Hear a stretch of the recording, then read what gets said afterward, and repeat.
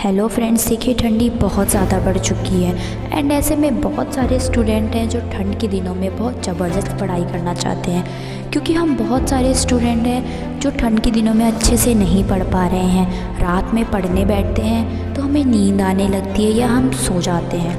अगर हम पढ़ने की कोशिश भी करते हैं तो घर वाले कहने लगते हैं बेटा कल सुबह पढ़ लेना, बहुत रात हो गई है। लेकिन ऐसे में हमारी बहुत दिनों की स्टडी बेकार होती जा रही है। मैं आपको कुछ ऐसा बताऊंगी जिससे आप बहुत मोटिवेट भी रहोगे और ठंडी के दिनों में बहुत अच्छी तरह इफ़ेक्टिव तरह से तैयारी भी कर पाओगे।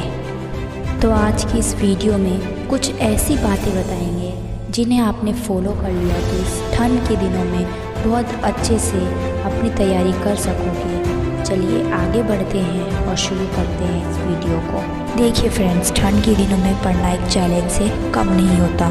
ऐसे में आपको एक चीज़ हमेशा ध्यान रखनी होगी कि कुछ स्ट्रैटेजी आपको बनाना होगा, कुछ टेक्निक बनाना होगा जिसको फॉलो करके आप इस कड़ाके के ठंड के दिनों में बहुत अच्छी तरीके से अपनी पढ़ाई कर पाओगे। मैं आज आपको कुछ टिप्स के ज़रिए समझाऊंगी। सबसे पहली टिप्स ये है कि जितने भी याद करने वाले काम हैं, जितने भी पढ़ने वाले काम हैं, वो आप सुबह में, शाम में, दोपहर में निपटा लीजिए। फॉर एग्ज़ाम्पल फ़िज़िक्स में कोई चैप्टर आपको पढ़ना है वो आप सुबह में, दोपहर में या शाम में पढ़ लीजिए। अगर कोई क्वेश्चन आपको याद करना है तो वो आप सुबह में कर लीजिए, क्योंकि सबसे इफ़ेक्टिव टाइम होता है सुबह में याद करने का। ठीक है, सुबह में याद कर लीजिए या फिर शाम को। अगर आपको सुबह में टाइम नहीं मिलता तो दोपहर में या शाम को याद कर लीजिए। लेकिन याद करने वाले काम को और पढ़ने वाले काम को रात में मत कीजिए।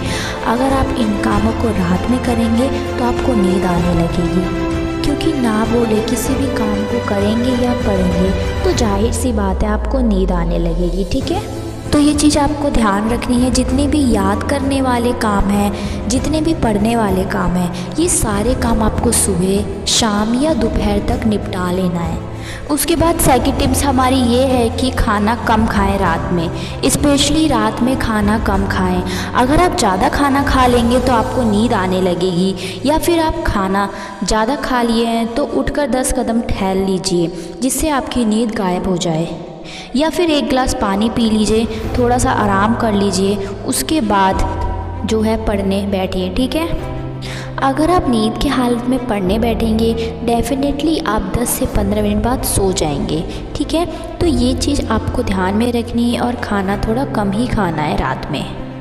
उसके बाद तीसरी टिप्स हमारी ये, लिखने वाले काम रात में करें, क्योंकि याद करने वाला काम और पढ़ने वाला काम हम सुबह, दोपहर और शाम को निपटा चुके हैं। चलिए अब लिखने वाले काम की बात करते हैं। लिखने वाले काम में हम ये भी कह सकते हैं जितने डेरिवेशंस हैं, जितने भी न्यूमेरिकल्स प्रॉब्लम हैं, या हमें जितने भी प्रैक्टिस शीट सॉल्व करने हैं, मॉडल पेपर सॉल्व करने हैं, ये सब लिखने वाले काम के अंतर्गत आते हैं। ये सारे काम आप रात में कीजिए, क्योंकि जब आप लिखते हैं ना तब आपको नींद नहीं आती। ये भी एक मोस्ट इफ़ेक्टिव टेक्निक है। तो अगर आप लिखने वाले काम रात में करेंगे तो आपको नींद नहीं आएगी।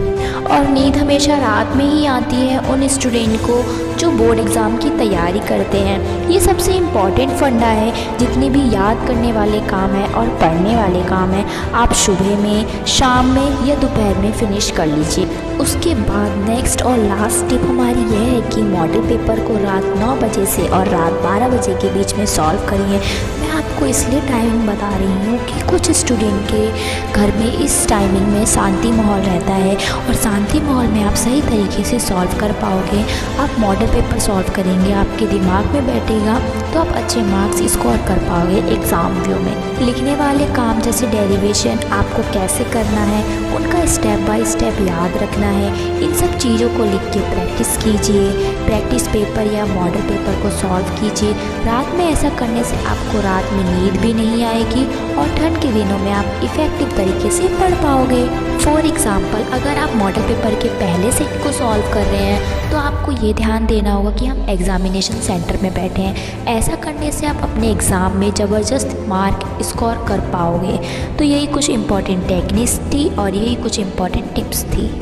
आई होप फ्रेंड्स आपको ये वीडियो पसंद आई होगी, इस वीडियो से आपकी हेल्प हुई होगी। सो प्लीज़ वीडियो को लाइक कीजिए और वीडियो को फॉरवर्ड कीजिए अपने फ्रेंड्स के पास।